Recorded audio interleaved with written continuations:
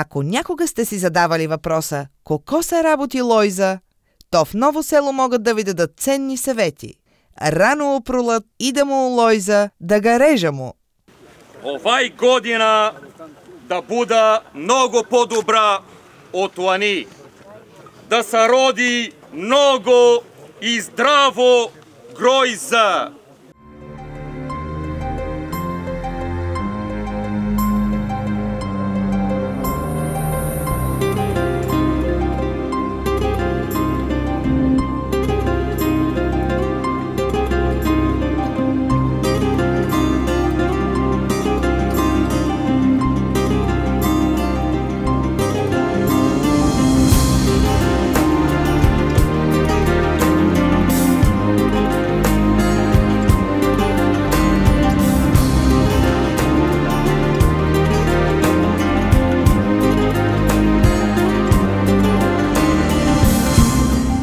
Част от магнетизма на Ново село е новоселския говор.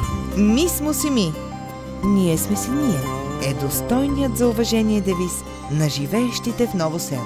Населението го следва до степен на уникално културно отделяне от близките населени места.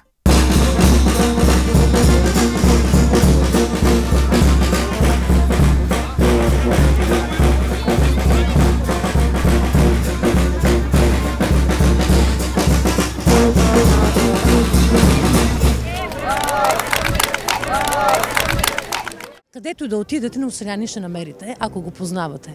И там, където се срещнат новоселяни, те веднага започват да говорят на новоселски. Мојното оче е честно, гледано уво съм га гладала от мъначка, много ми е работна да ми чувата, да не ми повредите. Новоселяне.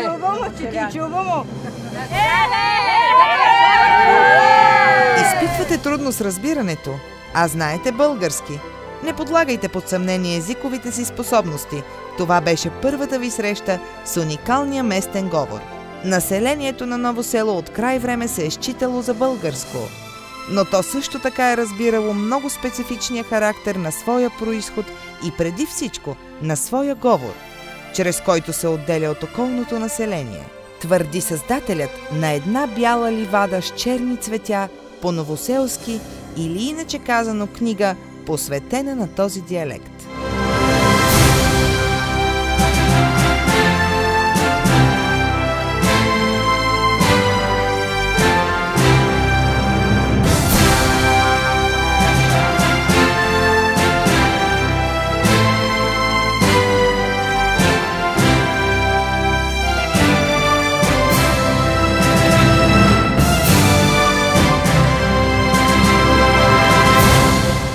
Хора, които не са от тук, говора им прави много голямо впечатление. Местата, самото село, хубаво е. Ново село е по-различно от останалите села с свой уникален говор. Този диалект никъде друго да не може да се чуе, никой не може да ни разбере какво казваме. Я даже като се карам с мужа ми, се карам не на македонски, какво не от македонско, от Дупница, а на новоселски, защото няма да разбере. Новоселският говор има несъмнено смесен характер. В неговото формиране са участвали разнородни говори и всеки от тях е допринесъл с някои свои черти за създаване на днешната му физиономия. Ако към този инвентар се прибавят и собствено новоселските особености, които може да се дължат или на вътрешно развитие, или на въздействие от страна на румънски език, то ще се получи пълна представа за новоселския говор като цяло. Но какво по-хубаво от това да чуете мъдростта на поколенията на живо, на типичен местен говор, от гражданите на Ново село, които пасят и даряват на младите мъдростта на дедите.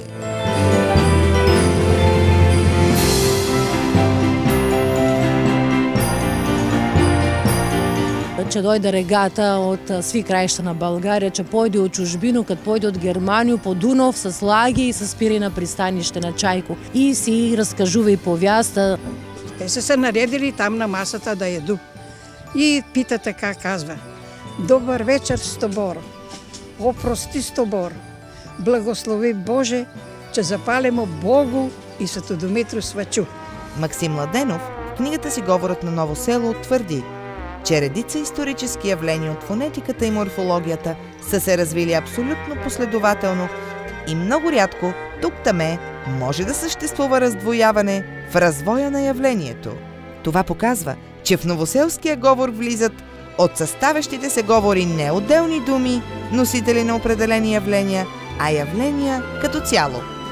Тази особеност навярно се дължи на факта, че смесването е станало много отдавна и то в момент, когато се оформил сегашния облик на българските говори, когато редица исторически процеси са били още живи и поради това с действащата си сила са обхванали всички случаи. Све што знае, там се разправувај, после си пооду, после и да збору село. Легендата разказва, че причината хората от Ново село да говорят на толкова интересното наречие е, че когато Господ разпределял езиците по света, при Ново село се спънал, паднал и разпилял няколко от турбата си. А другари си кани и отоду на свадба там. А да оча си кани, но и на другарица.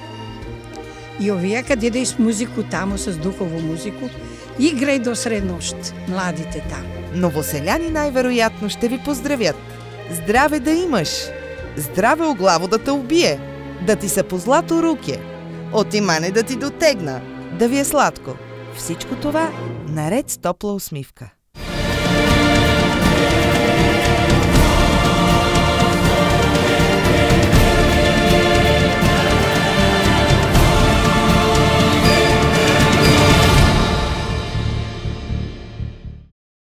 Да не улезна мачка, да не влезе котката.